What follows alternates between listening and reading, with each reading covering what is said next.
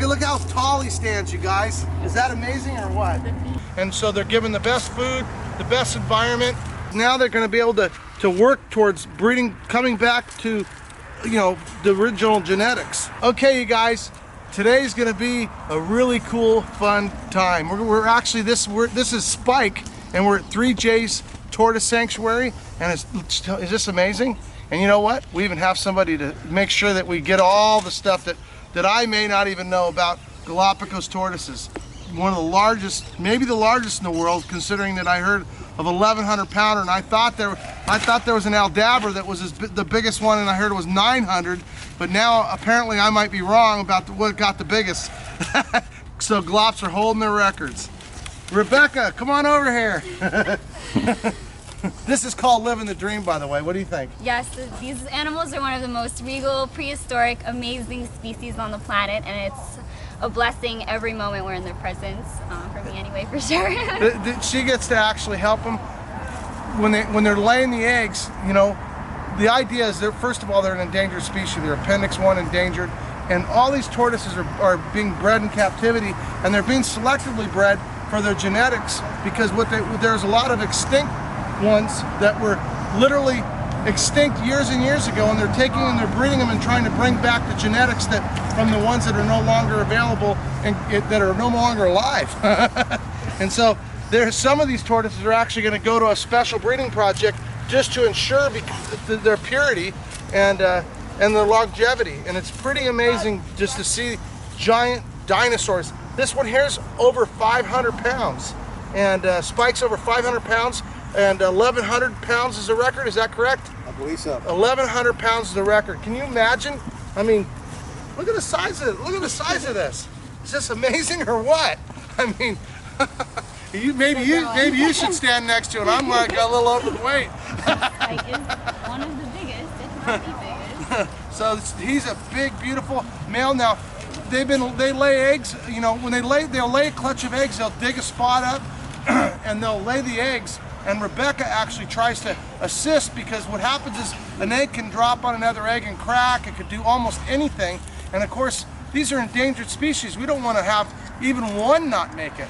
So Rebecca will actually sneak over there and put her hand down below and actually catch the egg in the air sometimes if she can. Sometimes she can't catch every egg, and they'll incubate them. A lot of people wonder, why do you incubate them?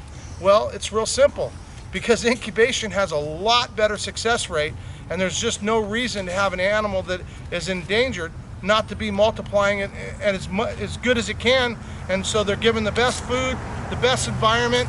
The ground is actually dug up and rocks are removed in order to make sure that they don't have a lot of problems, because where they come from, they have, you know, the right soil and everything. So this soil has a lot of rock in it and can be a problem for them to actually even nest in. And so they go through the whole nesting process, and it's just an amazing thing. Years and years ago, I had a Galapagos tortoise, and it actually is in here, and I'm just so amazed that when I saw him, I was like, what? I haven't had him for, I don't know, at least 25 years, 20 years. I haven't had him for over 20 years, and I'm just so amazed to have showed up here and saw my tortoise. It's kind of amazing. Now they're coming.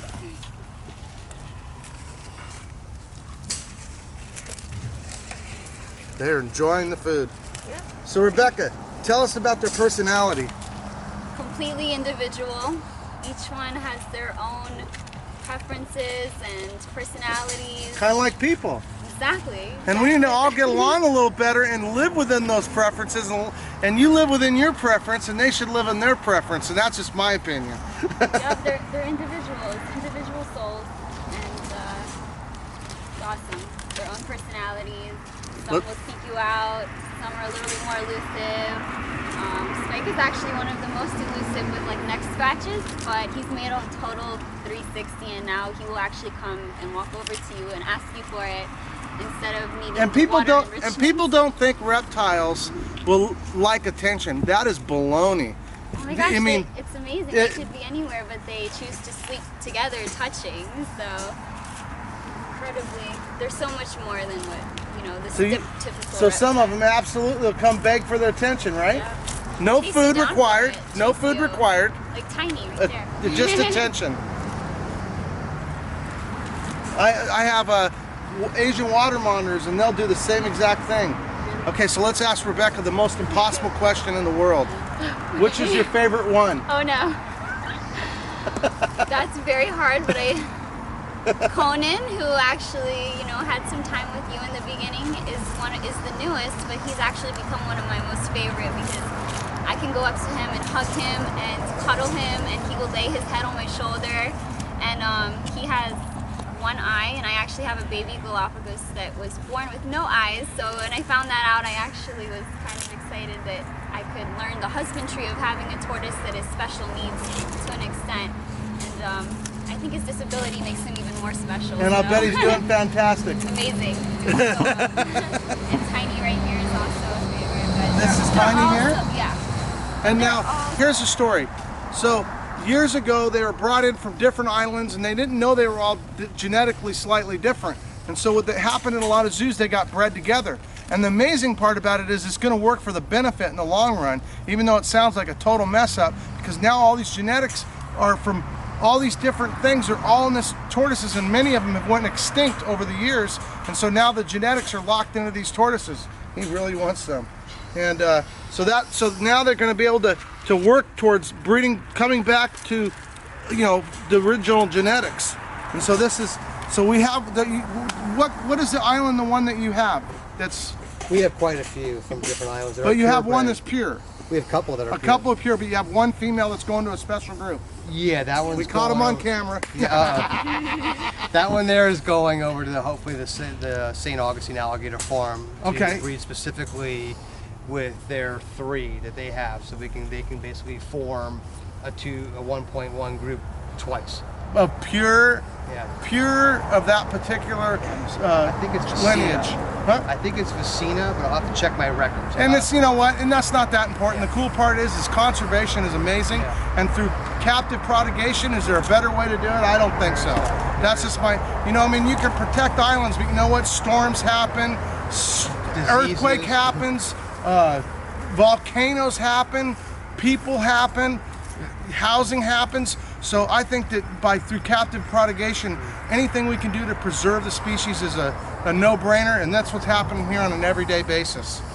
And Rebecca thinks it's the coolest thing on earth. So this is Rebecca's favorite. Even though she claims she doesn't have a favorite, no favoritism.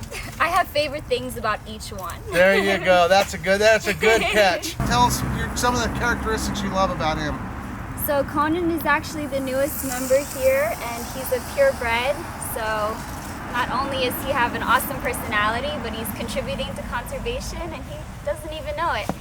So he's one of the most. The males, they are a little bit more elusive with the love, but Conan, he will totally accept it, and I've experienced that. So he's been one of my tops. Even Show everybody when they tripod up, when they the whatever, hydraulics? yeah, whatever you want to call it. Look at this. Is this incredible or what? In my personal opinion, one of the major things that has changed in America that needs to change back is interaction with wildlife, nature, and different things like that. And it's just so sad.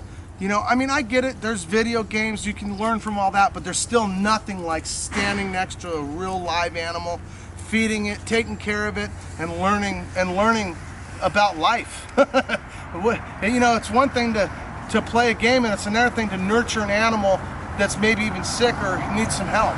And even helping other people can be great. And so this is amazing stuff.